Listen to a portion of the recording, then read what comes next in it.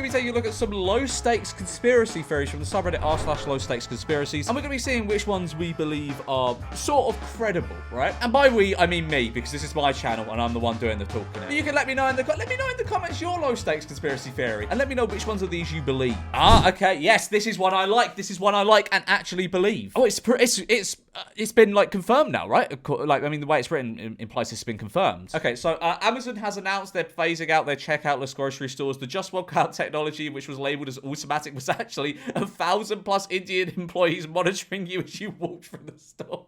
I remember when those Amazon Fresh, I've never been in one because it just weirded me out. Like, but I remember it being a thing of like, oh, it's cameras and like, you know, they sense you, and like, I was like, surely that's just really expensive to have like a camera pointed at like a really expensive sort of camera that can sense when things move and go back to monitor like a box of cereal and stuff. Like, surely that's just very expensive. So this makes a lot of sense.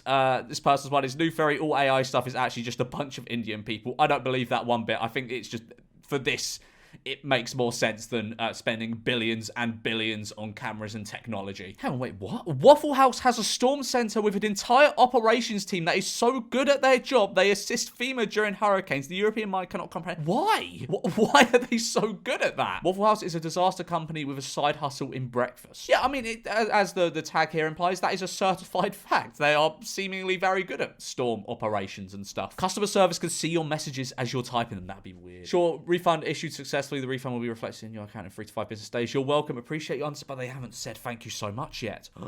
But to be fair, it's probably just a bot you're talking to, and it has like sort of just done that. I don't think they can. That'd be really weird if they could. I don't see how they could see it. I feel as though this is just a bot malfunctioning. So no, I don't believe that. Okay, so this one is tagged as extreme conspiracy. Tesco deliberately have bad reception in their stores, so you can't load your club card in the app and have to pay full price at the till. No, I don't believe that for a second. I don't. All right, this one is a bit of a controversial one. Dubai's actually crap. It's just that people who have spent money to go there don't want to admit it. I've been there. It's okay. Like, it's definitely full of absolute wankers. Like, it is just wanker central. Like, it's just magnetized all the wankers from around the world into this one spot. It's good for a few days. Like, it's cool for a few days. But then after that, it's kind of like, oh, I just feel like I'm in like a Star Wars set. Do you know what I mean? Trump didn't get shot. His ear just did that. His ear just did that.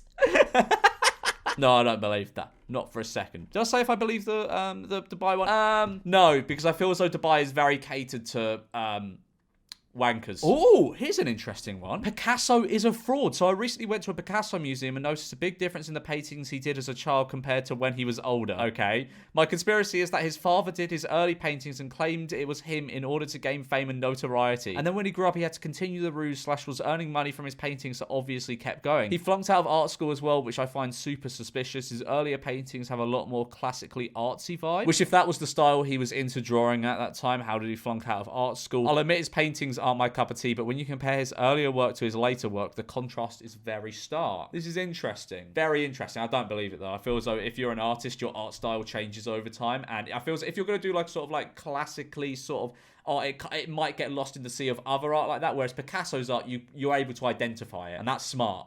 So I feel as though Picasso is not a fraud. He just evolved his art style. The Pornstar name game started as a con to coax people into giving away the answers to their security questions. I was so stupid as a child. Like, I remember, like, someone from my school just messaged me being like, what was the name of your first pet? And I was like, why? And he went, oh, yeah, no, me and this other guy are just having a bet. I gave it to him.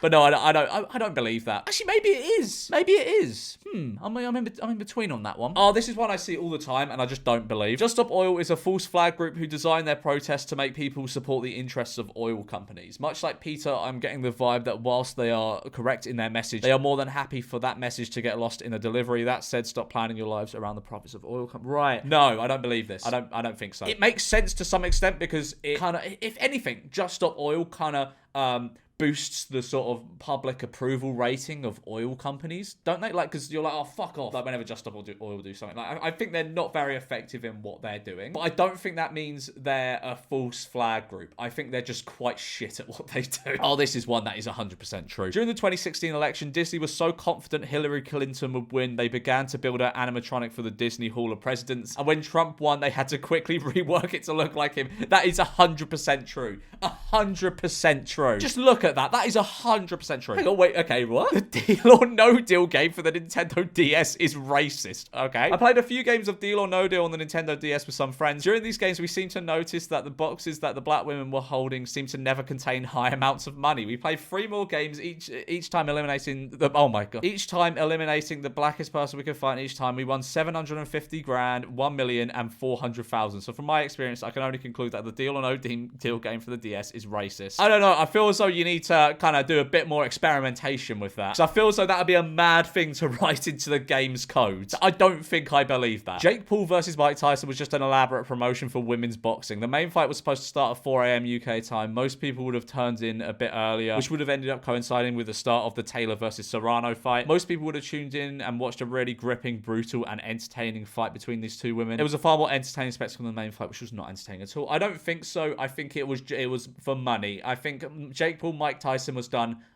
for money. So I don't believe that one. Hang on, I'm sorry, what? There's no such thing as turbulence when flying in an airplane. The bumpiness you experience is when the pilots are sucking each other off, or the female equivalent. It's hard to hold the yoked airplane steering wheel straight in these circumstances. That's why you feel the bumpiness.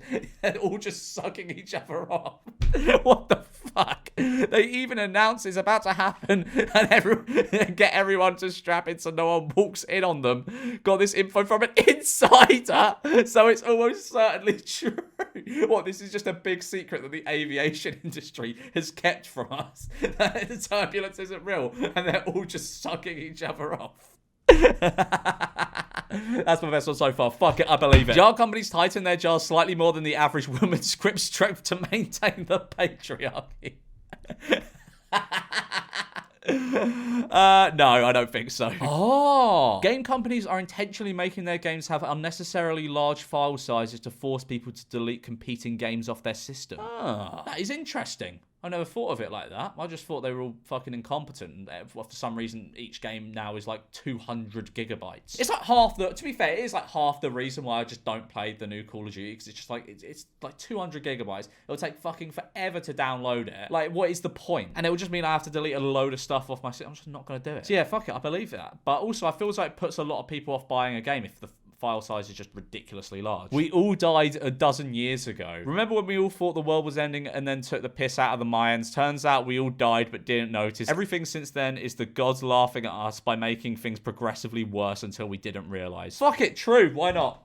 Yeah, things have gotten worse since 2012. Split the G is a covert marketing campaign by Guinness. Split the G, where your first sip of a pint of Guinness should finish halfway down the G on the branded glass, became a thing maybe a few years back, and yet it's not in any of Guinness's marketing material. The Guinness marketing team are known to be pretty savvy, so my theory in this, they paid a small number of people to spread Split the G organically, much cheaper than a full billboard and TV advertising. You know what? That sounds believable, because oh, sorry, my voice is so bad today. I'm so sorry. But, BlackBerry did a similar thing back in the day, where they would just have people on their Blackberries in public being like loud and obnoxious and stuff, and that worked because it made people want to buy Blackberries for some reason. Yeah, fuck it.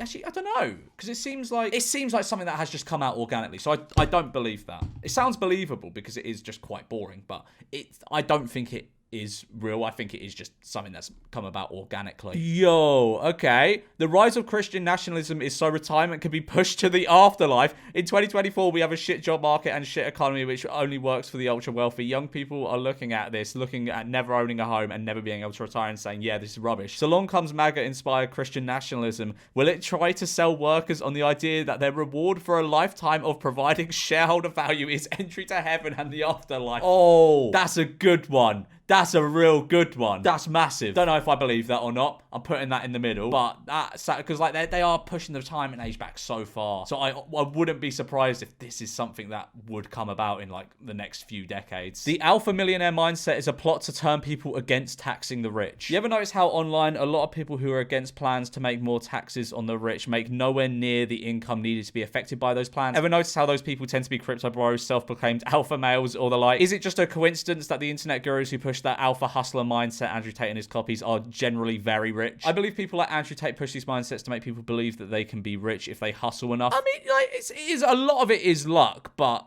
like, I mean, you can be rich. Like, you can become rich. It's unlikely, but if you hustle, you know, you know, go to Hustlers University. No, don't go to Hustlers University. Their followers thinking they'll be rich. Yeah, no, the thing is, right, like Andrew Tate kind of, and all those people sort of make this sort of, I guess, marketing campaign. It's like, oh my God, I could teach all of you guys to be rich. Not all of them are going to be rich.